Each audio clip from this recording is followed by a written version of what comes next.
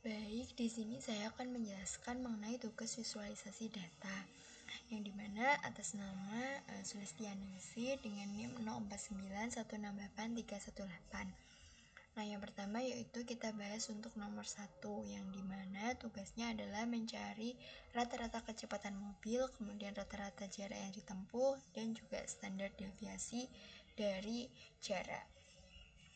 Nah, yang pertama yaitu kita menginputkan data baik dari kecepatan maupun jarak itu pada konsol di R, di pemrograman R ini. Jadi di sini masing-masing data yaitu baik dari kecepatan maupun jarak itu jumlahnya 50.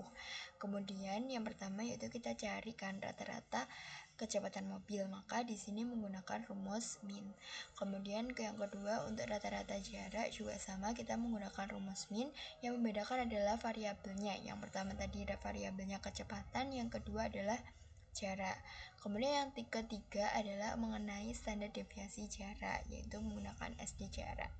Kemudian untuk hasilnya yang pertama yaitu rata-rata kecepatannya yaitu 17,5, kemudian rata-rata jaraknya adalah 42,28, kemudian untuk standar deviasinya adalah 24,76505. Nah, kemudian kita bahas yang nomor 2 yaitu kita membuat plot. Nah, ini tuh scatter plot dan histogram. Nah, di sini sesuai yang setelah dikerjakan. Di sini yang pertama yaitu kita membuat scatter plot. Nah, di sini hasilnya yaitu secara demikian. Jadi penyebarannya data itu ada yang mecah, ada yang terlempar lebih jauh yaitu di sekitar 114 km. Nah, tapi jadi ketika diinterpretasikan, jadi menunjukkan adanya hubungan positif antara kecepatan mobil dan juga jarak berhenti. Artinya semakin tinggi kecepatan mobil, maka semakin panjang jarak yang dibutuhkan untuk berhenti. Namun terdapat satu nilai ekstrim yang tadi dimention, yaitu adalah dengan kecepatan 114 km per jam yang dapat menyimpang dari pola umum. Jadi yang awalnya itu di bagian sini, jadi di sekitar titik 0 sampai 20, kemudian titik 0 sampai 100 ya di area sini.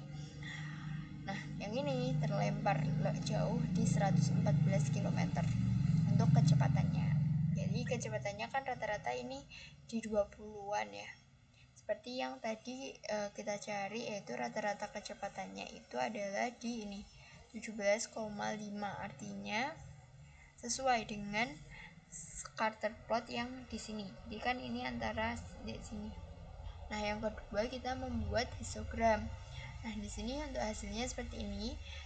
Nah, di sini lebih jelas lagi ya data-datanya. Jadi menunjukkan bahwa sebagian besar mobil dengan itu memiliki kecepatan di antara 10 sampai dengan 20 km per jam.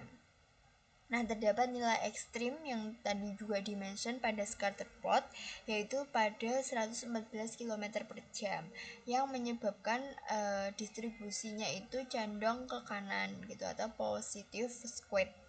Kemudian hal ini menunjukkan bahwa sebagian besar mobil melaju dengan kecepatan sedang, sementara hanya satu mobil yang memiliki kecepatan sangat tinggi yang mana tadi adalah 114 km per jam.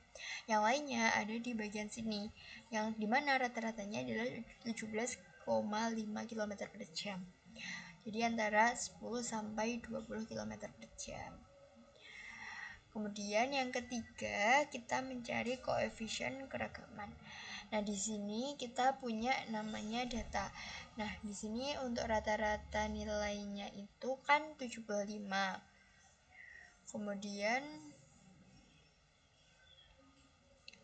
untuk rata-ratanya standar deviasinya itu 10, kemudian